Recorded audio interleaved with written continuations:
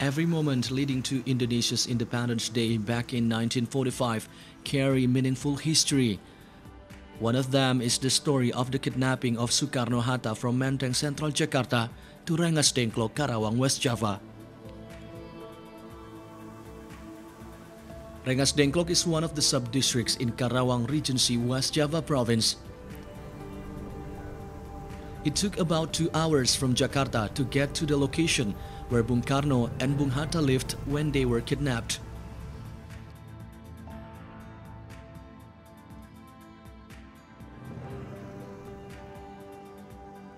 This house belonged to a farmer of Chinese descent named Jiao Qixiong.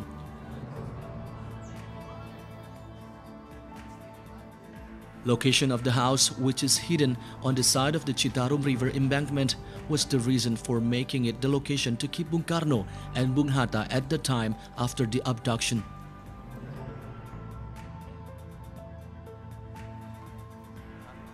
In 1957, the house is moved from its original location to be close to the headquarters of PETA, which stands for Pembela Tanah Air, or translated to the Defender of the Country.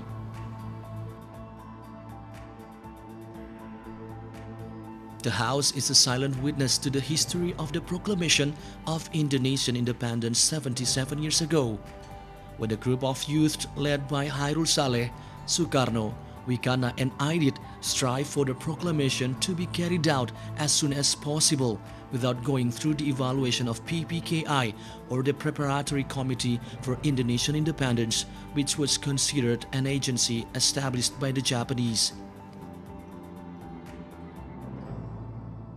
This event happened before the proclamation of independence in 17 August 1944.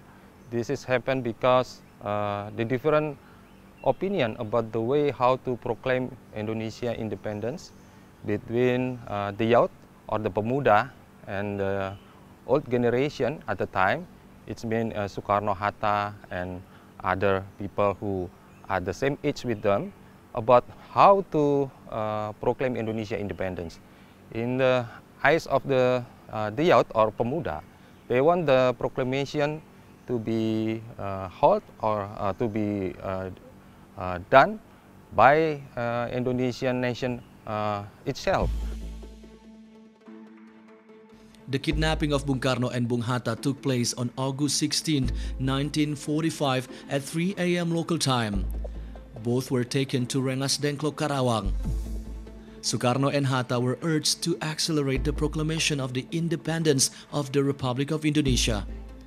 Both of them were detained until an agreement was reached between the elders groups represented by Soekarno and Hatta and Mr. Ahmad Subarjo with youth group about the setting of immediate date for the proclamation of independence.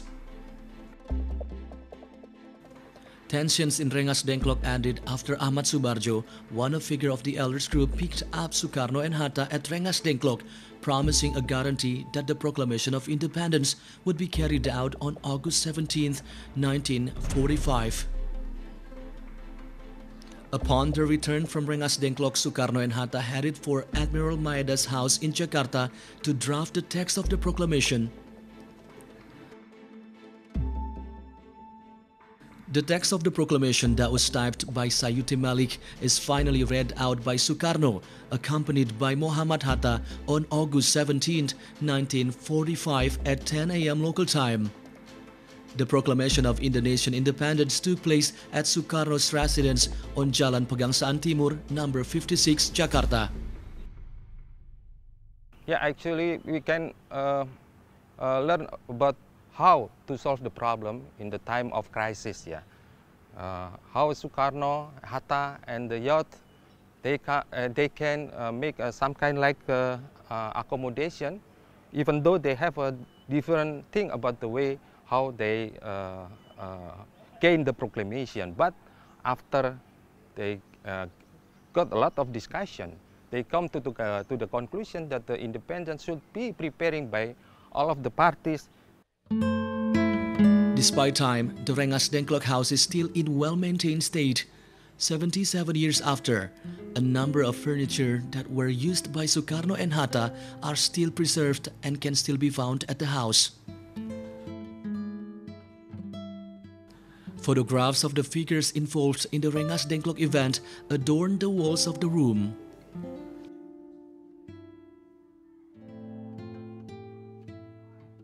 On the other hand, this historical heritage is not just a building. The building also symbolizes the involvement of Chinese descendants in supporting independence.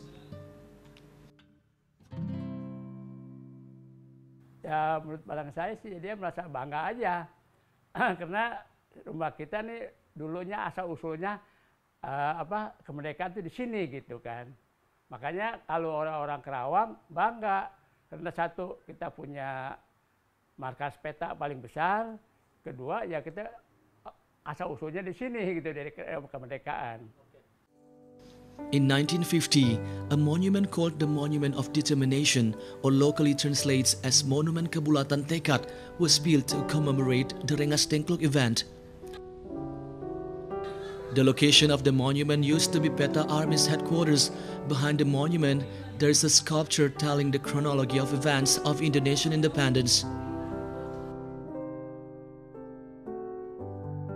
The monument of Kebulatan Tekad has become an inspiration for the people of Karawang in fighting for and defending independence.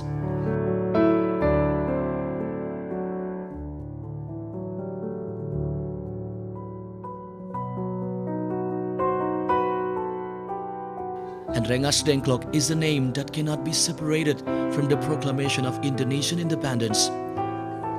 Every year, the Rengasdengklok event has become a reminder of importance of the role of the younger generation for the nation, which has fled since the beginning of the Indonesian struggle.